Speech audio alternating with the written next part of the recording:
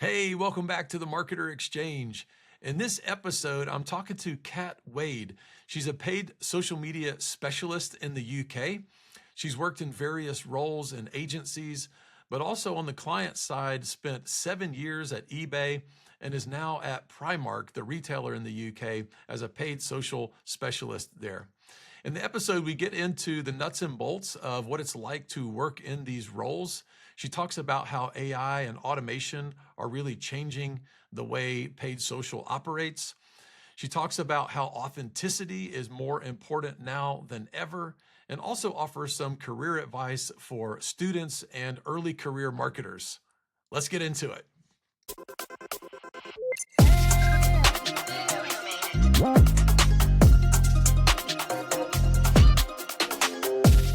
Katt, thanks so much for jumping on the call again.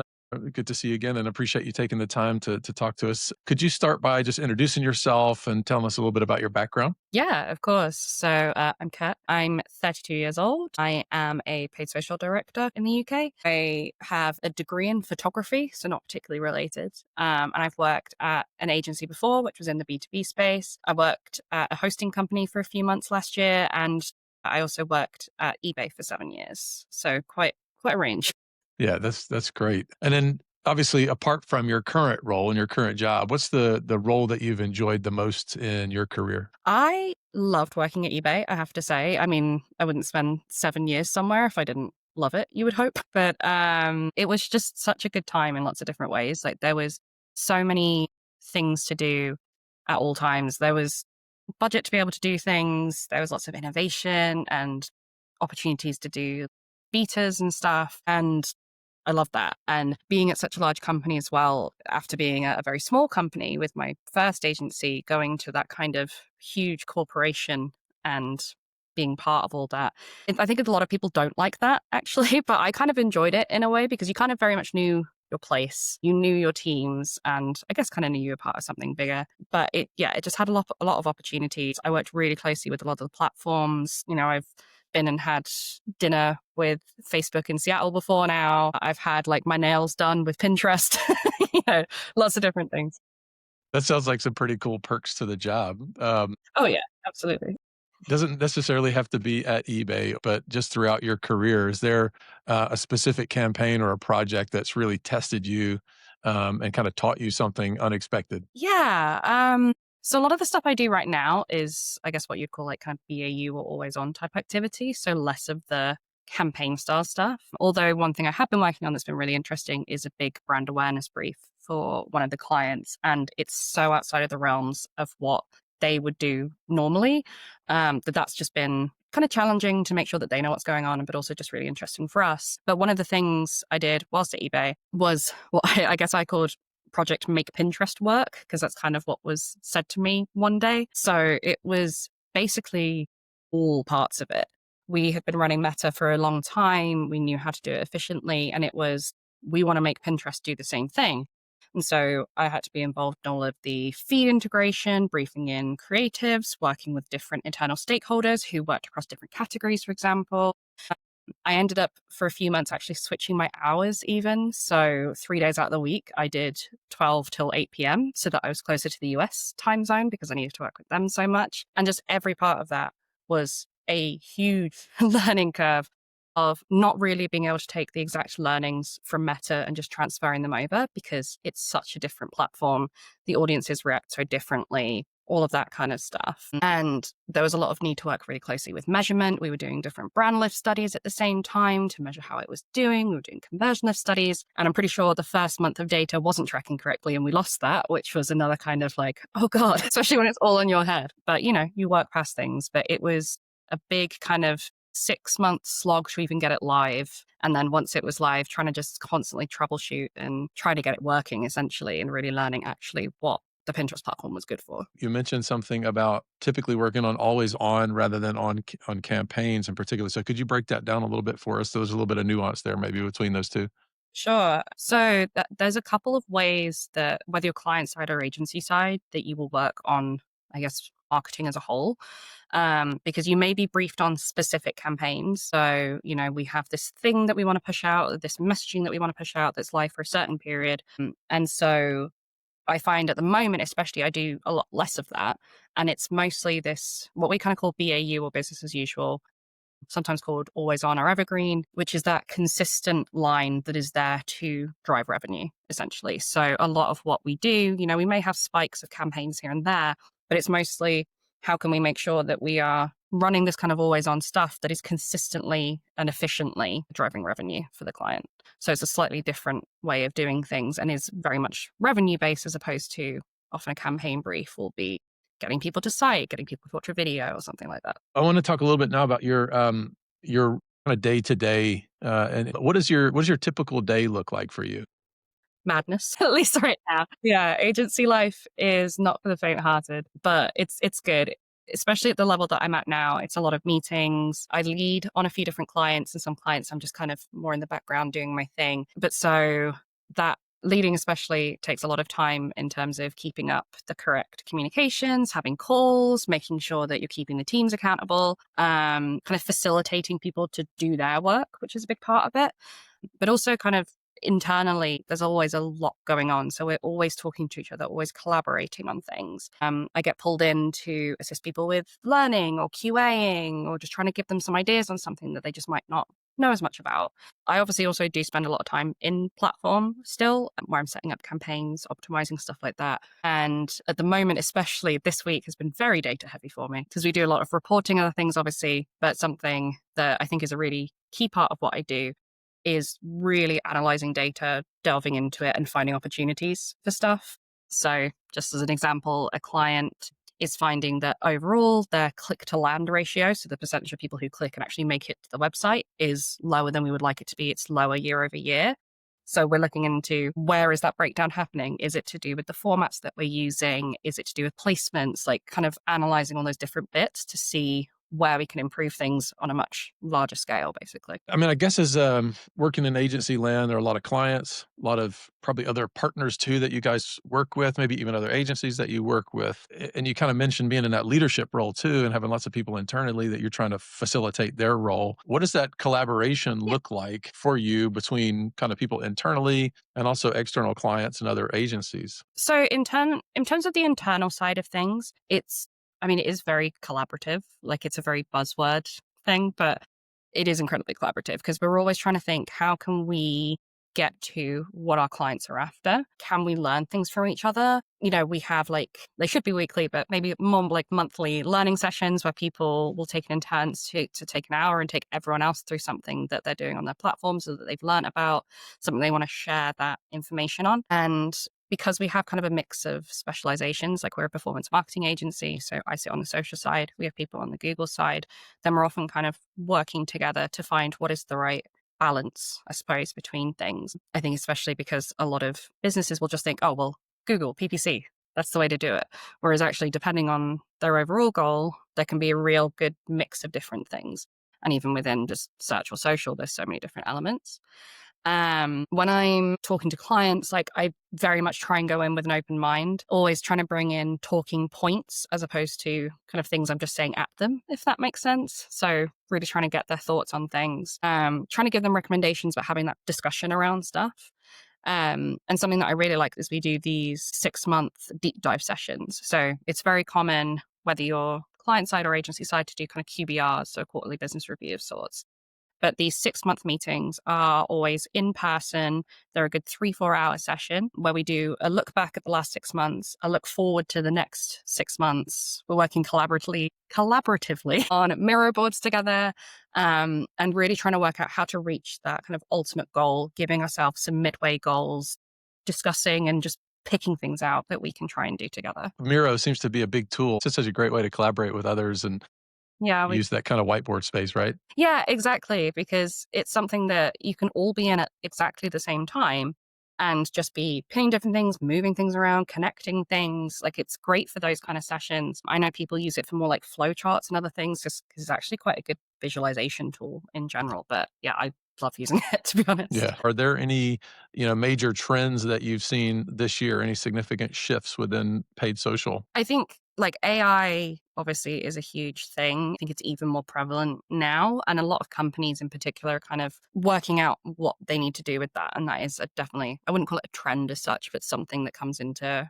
into place. And I think what has come along with that in terms of a sort of theme or a trend is brands really wanting to and needing to show like authenticity, because it's very easy for people to kind of get tricked by something that's an AI ad or similar. And brands want to be showing, we are trustworthy. We have this many reviews. We are real people. These are our values. And especially, socioeconomically, there's so much going on. And over the past few years, that kind of drive for things like sustainability, and just really wanting to relate more to the brands that you're buying from. You don't want to necessarily be buying fast fashion. You want to be buying from a brand that actually cares a bit more about the environment and matches more with your own personal values, I think. In terms of kind of other trends, there's definitely things like video are still huge. But interestingly, in a lot of my clients, I'm seeing that especially in, what we call the lower funnel, when it's more revenue driving, that video is not working. People are engaging really well with video when it's more of that kind of awareness style, or they're learning something from it, that it just isn't really working kind of much lower down. It's something they're not really engaging with, which I think is slightly different from years gone by, actually. And then the other thing, Meta in particular this year, has just been trying to make it harder and harder to do my job for me. It's trying to utilize AI to such an extent that it actually makes it difficult to do things more manually. And so in terms of kind of how that fits into a trend, I suppose, the platforms are kind of leaning towards trying to do things in such an automated way that it is actually a hindrance to people like me who are just trying to do our job properly, do things more manually and whatever else, which is not a trend I'm a fan of. Yeah. And so are there more specifics around that? So is it around like targeting specifically, or what part of your job is it making difficult now that they're using that AI on the platform? So when you start to even set up a campaign on Meta, for example, it automatically goes to its most kind of AI focused automatic version. You have to go through so many hoops to click back and go through to find where the manual settings are. They're like hiding them under default even more and more nowadays. Everything says that it's recommended in terms of the kind of AI version of things. And so you have to very specifically say, like, no, I don't want to do this. You'll switch off their enhancements. And it's like, but why? Are you sure you want to do that? And every time I'm like, yes. So there's elements of it where it is really useful for sure. But having the choice is the important part. And they're really trying to remove that choice, it feels like. Okay. All right. So you can get around it, but it just takes a little bit of work and more work Yeah, than you'd like to have to do that. Yeah, that's exactly. And someone, having been in the platform for so many years now, how much it's changed over time. And, if you're out of it for a year, it will have changed completely by the time you come back to it. And you can't find the settings that you used to know how to use. yeah, it's amazing how quickly it changes. I know. Are there any sort of platforms or new ad formats that are emerging that you're excited about? It sounds really silly, but not really. Because I think we haven't had a new introduction of a platform in such a long time, I think. Even with like what I'd call the death of Twitter. We had things like Mastodon or Blue Sky come around, but nothing has kind of propelled itself into that space as much as the previous platforms did, aside from TikTok a few years ago now, obviously. So there's nothing in that regard in terms of emerging platforms, I suppose. And I think there's just a lot that hasn't really been made new. I feel like I remember kind of 2023 or so is when we saw quite a lot of new formats and things coming out on platforms like Pinterest, but these days less so. In terms of platforms though, I am really excited about trying to get clients onto non-Meta platforms. So I really love the idea of getting some more clients onto Reddit, for example, even just getting some clients onto Pinterest. I think there's just a lot we could do there, especially for something like Reddit, where I'm a big Reddit user personally, and being there contextually, having all of that relevance, being where the conversation is, I think that's a really exciting opportunity, actually. Yeah. And do you find Pinterest, Reddit, or do you find, and you mentioned TikTok as well, are you guys using or recommending TikTok more and more for businesses? Yeah, for the right brands, definitely, because it is so video first. That has to be a huge consideration about it. And even if they have a certain prestige around their brand or the way that they put together their creative, TikTok does really well when it's that kind of UGC or user generated content style, filmed on a phone, that kind of thing. And not all brands really want to go that way. They want to keep the polished look. And you have to keep up with those organic presences as well. So while we may recommend it, a lot of the time it's like a little bit out of reach, I think, for a lot of companies. But being everywhere is kind of the necessity now. Audiences engage so differently when they're on different platforms. And so you could be trying to reach the exact same people, but the way that they're consuming content, whether it's on Pinterest or Instagram or TikTok, they're in a different mindset when they're doing it. So I think there is a need for brands to be kind of everywhere. And it is something that we're trying to recommend to a lot more clients, even if they don't think that it's necessarily something for them or they think they're kind of too old to do it, for example. Yeah. There's something I've seen is that brands will put content and they'll put the same content, same type of content onto multiple platforms, social media Yeah. platforms. Do you see that as problematic, just given that users have different expectations on those different platforms? Yeah, 100%. Um, it harks back to when, you just take your TV spot and stick it on Facebook. Like, it doesn't work. Things have to be, unfortunately, made for the different platforms just because they are their own thing. People are, as I said, they're engaging in different ways. If you take, a 60-second YouTube video, you can't just suddenly stick that on TikTok, for example. Like it often needs to be those quick, snappier things. And so making them more specific, even just from a technical perspective, of making sure they're the right formats for it.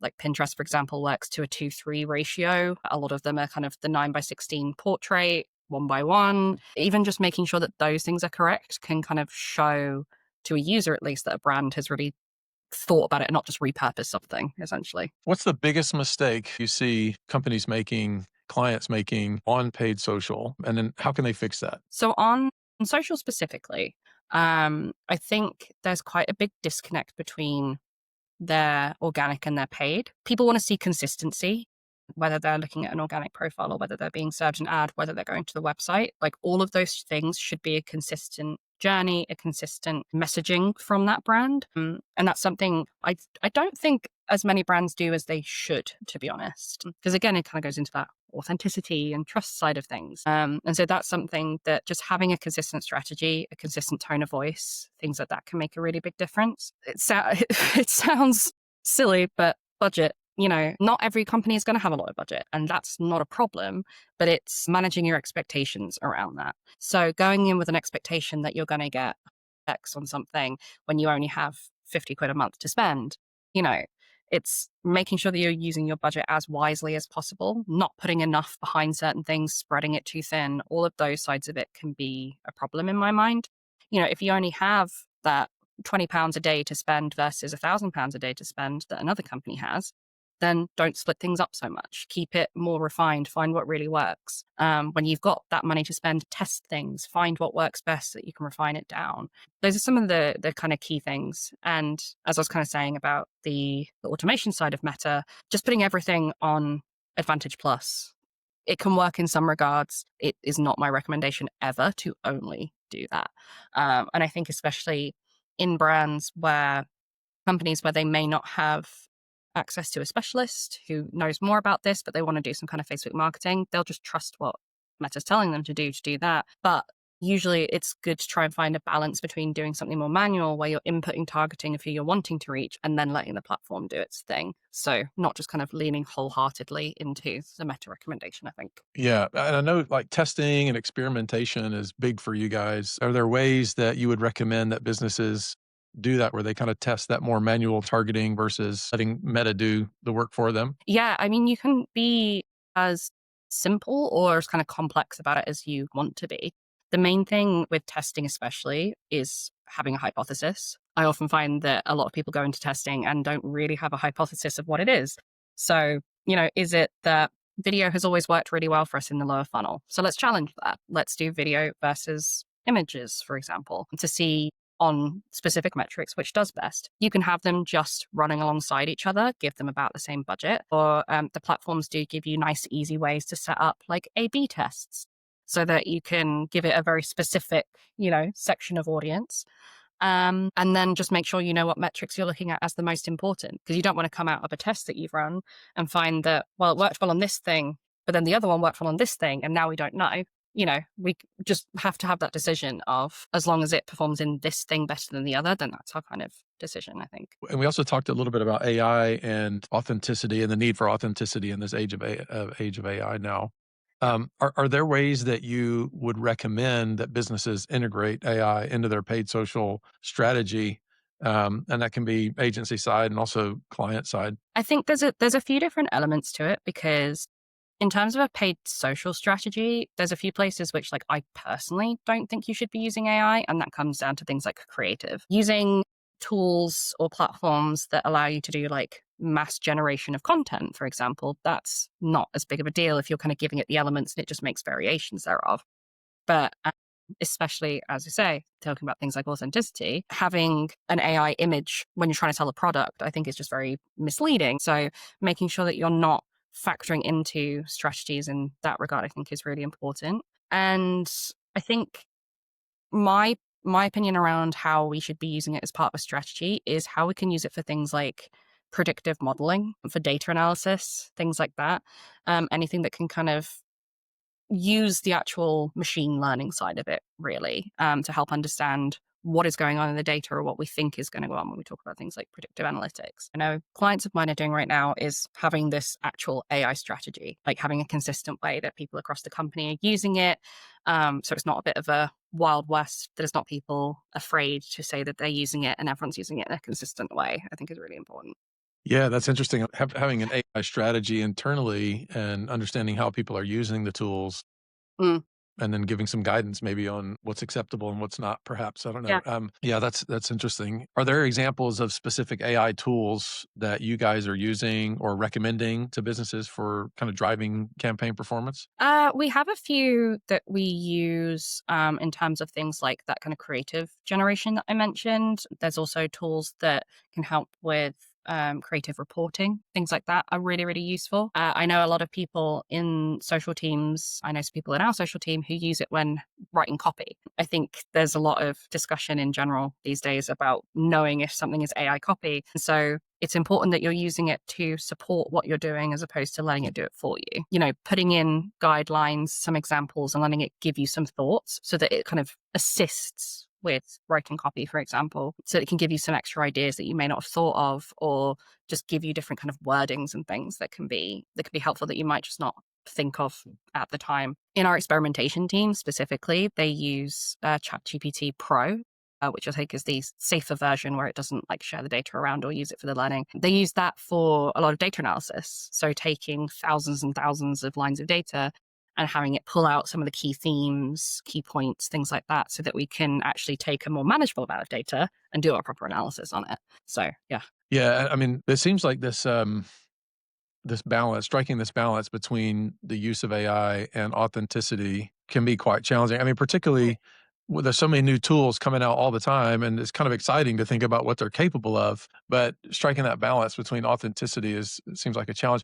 Do you have any thoughts on what brands ought to be doing? You kind of touched on a little bit with kind of not using it for creative, but you have any other thoughts on how they can balance the use of these tools and authenticity? I think the main thing is AI was kind of designed to assist everything, not do it for us. So in my mind, AI should be there to support doing some of those kind of crappy mundane tasks and assisting in those things to allow people to have the time to be creative or to do the aspects of their job properly. There's lots that can be done in terms of things like image generative AI, but there's things that can be done just in terms of meetings and meeting notes. Using AI tools in those ways is a much more efficient way to do it and isn't damaging to your brand versus potentially running something where people are going to say, that doesn't look right. I don't trust you anymore. Yeah. I want to ask you too, just kind of based on your experience and your career so far, just kind of talking to people that maybe students or maybe people that are wanting to get into marketing or kind of agency land. What are some of the first roles that they should be looking for, or some of the skills that they should be trying to build and acquire in themselves? So, first jobs is anything. It sounds really silly, but it's mostly about getting your foot in the door. So, as I said earlier, like I have a photography degree. I didn't study marketing at all, but I had a personal interest in social media from a young age. I had a YouTube profile when I was like 12, and I always loved that. I always had it as kind of a thing along the side. And I knew that photography wasn't going to be my career.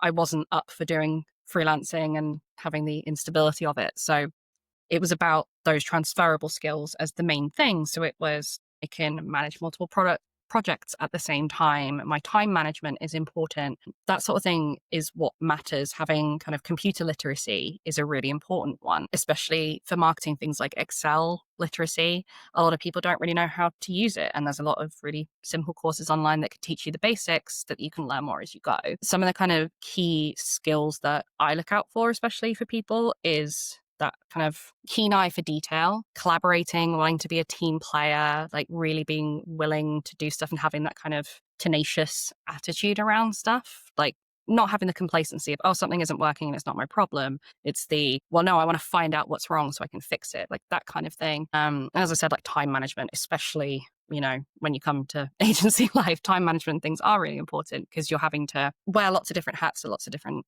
points, trying to juggle things all at once. And something that you kind of learn as you go, but that I think is an important thing to take kind of from the beginning, is trying to think of the wider marketing landscape, I suppose. Like, don't just think of it from the discipline that you are trying to get into. And you want to be able to put yourself in the shoes of the consumer themselves. Like, if you're trying to do something, but you as a person would respond badly to it, then why are you running it?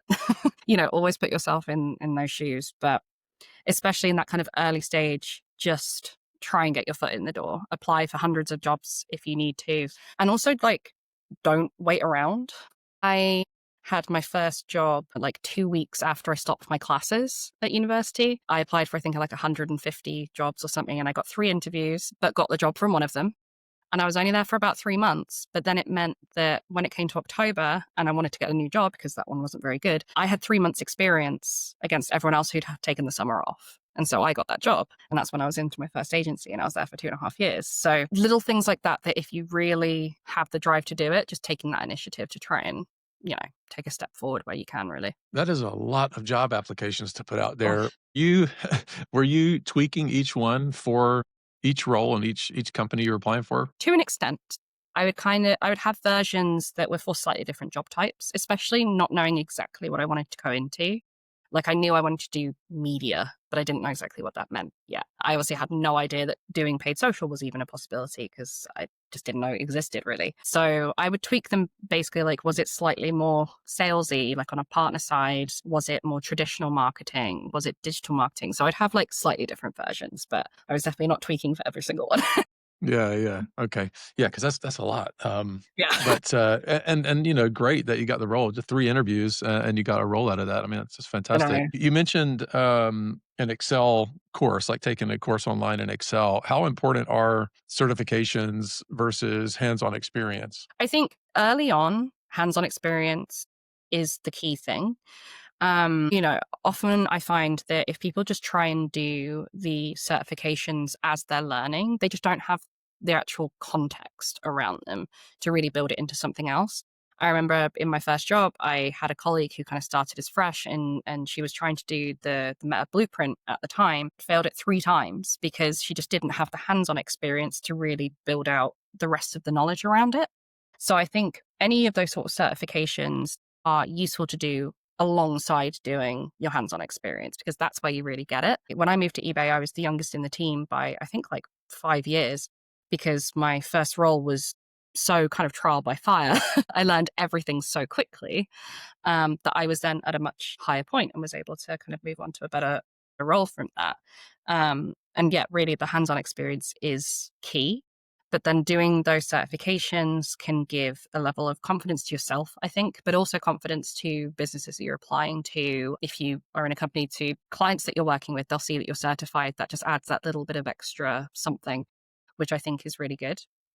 I think as well, just taking courses, even if you don't intend to finish them, is a good thing. There's loads of free courses online which will teach you lots of different pieces that can just give you a bit more of that information that you maybe wouldn't know how to find otherwise, or may just not even crop up in your day-to-day job as well. And so for these folks that are aspiring marketers looking to get into a career in marketing, again, students, or it could be other, you know, professionals looking to move to marketing, would you recommend, you know, internships, side hustle, side projects, portfolio work, and what might that look like? I love calling them side hustles. That makes it So, sound so fun. But as I was kind of saying before, like, it's anything to get your foot in the door. So even while I was at uni, I was doing little random freelance jobs for things. I was working with people on little YouTube projects. I was helping set up merch stores. I was running social media accounts for friends who had YouTube channels, things like that. Like any little thing you can do, because as well, it helps you stand out. So when you're looking on your CV or your resume, having those little projects that you can mention is something that kind of shows that you're slightly different and you've been taking that initiative to do something towards what you eventually want to do. If you can afford to do an internship, absolutely. It's obviously a tricky thing, especially with unpaid internships, that those aren't available for everyone. But it's just trying to find any opportunity you can, putting yourself out there. Put yourself on Fiverr or something if you need to just try and get those little things that build up to kind of that bigger picture. Okay.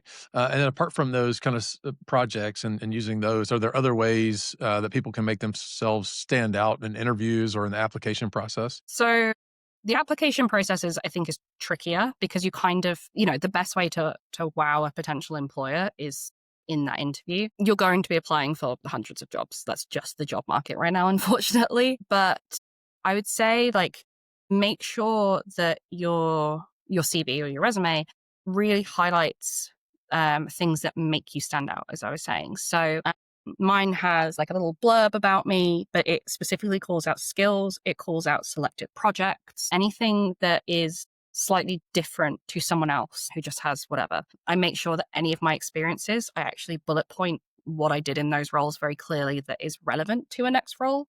And when I didn't have those experiences, I called out the skills very clearly and what they give me to, get that job in the first place. And I personally think that a CV or resume doesn't need to be fancy. I have managed to get where I am in my career with one that has been made in Word, is using like Arial and it's black and white and has nothing to it. Trying to do like a big fancy one on Canva is just unnecessary. It's all about really the words that are on it and them speaking to the person. So make sure you're using buzzwords. As I say, make sure you're highlighting those skills and projects and other things that are going to make you stand out a bit more. And then, yeah, when you get to the interview, just be yourself, be comfortable as best you can, ask questions. Main thing is always trying to ask them questions that can have them envisioning you in the role. Who am I going to be working with? Who would I be reporting to? What's a normal day going to look like for me? What's the onboarding process going to look like?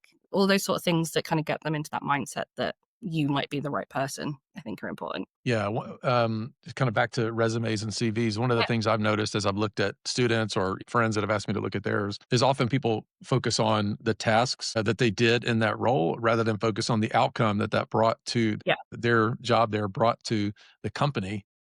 And exactly. so I mean, would you agree with that? Is that something that when you're looking to hire to your team, are you looking for what has this person achieved rather than what do they do on a daily basis? Yeah, I think so. Because there's an element of needing to know that they can do the tasks, obviously, and have the skills around that. And it's not to say that you have to have increased revenue by X% or whatever to be even considered, but it's more the showing that you have been part of bigger projects that allowed you to do those sort of things, that you have that kind of inquisitive mindset. Things like that are kind of what's important. And something as well for the interview process that I forgot to mention is, in terms of making yourself stand out, is really going the extra mile. Because I'm still quite proud of this. For my interview, I actually went onto their website, did the like F11 or whatever it is to do the inspect the site. I found all of their fonts, all of their hex codes for their colors. I picked out different elements from the website, from like their logos and other things. And so the presentation that I had to do to them was essentially like branded. And apparently that really looked good for me. And so even though you might not think about some of those things, like think ahead, do your research. And if you can do those little nods, I think that is actually something that can look really good because they know that you've taken the time to think about it and really try and make yourself a standout. Yeah, that's great advice, and that is going the extra mile, isn't it? Just going to their website and kind of pulling the font from the code. That's a I great know. idea. It's That's a quite great a idea. Yeah, that's so smart. So looking back on your career, what do you wish you knew when you started? I wish I'd known just, I guess, the breadth of it. As I kind of said earlier, like I knew I wanted to get into media, but I didn't know what that meant. And I think knowing the types of roles available and what they really mean is something that isn't necessarily readily available, or at least it wasn't when I started my career, especially knowing that I wanted to do social media as well. I didn't know what my options were. And, that could, if you say you want to work in social media, that could go into being a community manager. You could be posting things organically, being like a brand manager. You could be doing what I do in terms of paid social. You could be working at Facebook. Like there's lots of different ways that go into that. And I think knowing just some of the options that you have, I suppose, is a really key thing that was lacking before that I hope would be more available now, because there's so many different types of roles that fit different people. And, if you're more into the weeds, data driven, whatever else, there's roles for you. If you don't want to be so in the platforms, but you want to be working on strategy and other things, there's roles for you. Like the breadth of it, yeah, is huge. And I wish I'd known that early on to kind of know what path I was going on. Do you have any thoughts on how someone might get that knowledge before they move into a marketing role? Like, how could they go figure that out? I think just speaking to people as best you can, looking through like LinkedIn at different job titles and things, kind of seeing what's there, seeing what the job descriptions say. If you wanted to, even like ask ChatGPT, they're like, what does this job title do? Anything like that to just try and get a bit of an understanding. And I was going to say from this, like if any of your students or whoever want to reach out to me and ask me about stuff, like I'm more than happy for people to do that, because it can be tricky to navigate coming into it. But it's a lot of research and just trying to work out what each of these different things means. And yeah, trying to get an understanding, I think, of the different types of marketing from an initial standpoint is quite important. Of, do you want to be doing print? Do you want to be doing digital, out of home? Do you want to be working on Google doing search campaigns? Like, yeah, there's so many elements to it that it is hard to get your head around, but there is stuff out there about the type of parts of media that you could go into. Yeah. Yeah, so that's helpful kind of from the knowledge side of things, like what knowledge do you wish you had had? But are there specific skills that you wish you had acquired before you got into marketing that you'd go back and do now? Yeah. A lot of them are people skills, to be honest, and especially things around my own confidence. Until I got to kind of a certain point in my career, like I really lacked the confidence in it. And as I've gotten further and further through, I have that confidence of like, I do know what I'm doing, actually. Like the imposter syndrome has been swept away for another few years. But those people management skills, and when I say people management, I don't mean like, managing a team, like actually just working with people effectively. So there's a lot around things like managing up, knowing how to, manage bad managers, things like that is something that is a really tricky skill to learn, but is a really important one. And I kind of wish I'd knew how to stand up for myself, to be honest. I look quite young, or maybe not so much anymore. But for the longest time, I did look very young. And so I was treated quite junior, even though I was technically the specialist in the room. And so there's a lot around how to manage yourself and the others in those sort of situations to really show that you do know what you're talking about. You know your stuff.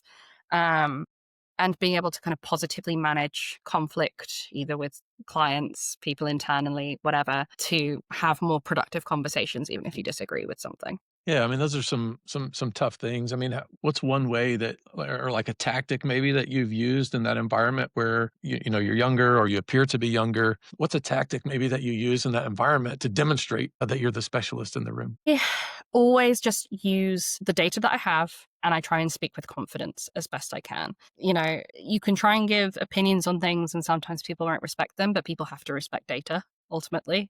And so the more kind of backup that you have in that is good. And honestly, something that I had earlier on in my career was having good managers who let me speak for myself, who, didn't take my recognition. They would try and highlight my things that I was doing and highlight when the work was mine as opposed to theirs, even if we were kind of presenting it together. But it is a tough one. And so just really trying to go into it with that, I can do this. I know. And I'm going to challenge some of those perceptions that you have or things that you say is, yeah, really part of it. But I appreciate that's hard. Yeah. All right. So, some quick fire questions here to Cool. wrap up. Sure. If you weren't doing paid social, what would you be doing? I would really like to be working with dogs, to be honest. I have a greyhound. I love her. I'd like to have like a greyhound daycare or rehoming center or something, like completely away from marketing, basically. Yeah, cool. A greyhound rescue. Yeah, exactly. Nice. Very cool. And then what's your favorite campaign from this year? It doesn't have to be something that you've worked on, but just, across the board campaign that you've seen or Yeah, I feel like I don't consume enough outside of what like my clients are doing because also my like social media feeds and other things are just filled with my own clients. So I don't really know actually in terms of separately to what I do. But a client of mine, Jigsaw, which is a fashion brand in the UK, they did this gorgeous early summer campaign called Solar, and it was just all shot on location. And when you just look at like creative and you're like, oh, Yeah, it was one of those. Loved it. Very cool. Very cool. What are some of the must-have tools or apps in your daily toolkit? So I said about Miro board. I think that's a really important one, especially if you're working collaboratively. That's the second time I haven't been able to say that. Loop on Microsoft is also a really good thing. It's kind of similar where it's basically just a live sheet that you can all type on at the same time, kind of like a Google Doc or similar. I really like using Copilot during meetings, where it essentially transcribes it for you and then summarizes points based on the conversation. So I'll often use that alongside making my own notes. And then when I send like a call follow up to a client, then I'll kind of pick through both, pull out the key things, and then pull out the follow ups. But it can mean that you are more actively engaged in the conversation, as opposed to worrying about making sure you get everything down, which is super helpful. And then the only other thing is like an actual notepad. It sounds really silly, but I really like actually just being able to write things down. Makes them feel more real in my head if I've actually written them down on a piece of paper. Yeah. So on Loop, that's providing you a no, sorry, you said Copilot. So Copilot is providing you a transcription or Yeah, transcript of the whole meeting. And then I think I've seen that you can kind of query it and ask it questions right through Copilot, and it will like you could ask it for your action items from that meeting. exactly. Is this Yeah. yeah? So it does like a summary, it does like follow ups and action points. Like it's an incredibly helpful tool to be keeping on top of your meetings and the outcomes and the key points without you needing to be distracted and writing things down at the same time, which I think is actually super, super helpful. It's one of my favorite things that I've started using in the last year or so. Yeah, I think I'm gonna have to start using that. It sounds like a great Yeah, one. it's honestly it's really good. And there's lots of Yeah. other tools. That's just the Microsoft one, Yeah. but those sort of tools are a lifesaver. Nice. All right. Last question is where can people find out more about you and your work? Yeah, I guess you can find me on LinkedIn. I'm just Katt Wade on LinkedIn. I post on there very occasionally, but if you wanted to message me on there, feel free. I don't have like a professional website or anything. My Twitter hasn't been updated in a long time, so LinkedIn's probably fine. Great, great. Kat, thank you so much for doing this interview. I really appreciate it. I know my students are going to get a lot out of it. I'm sure I other hope people so. will be Yeah, too. So thank you so much. Really good talking to you. yeah. I know. I appreciate you having me on. It was awesome.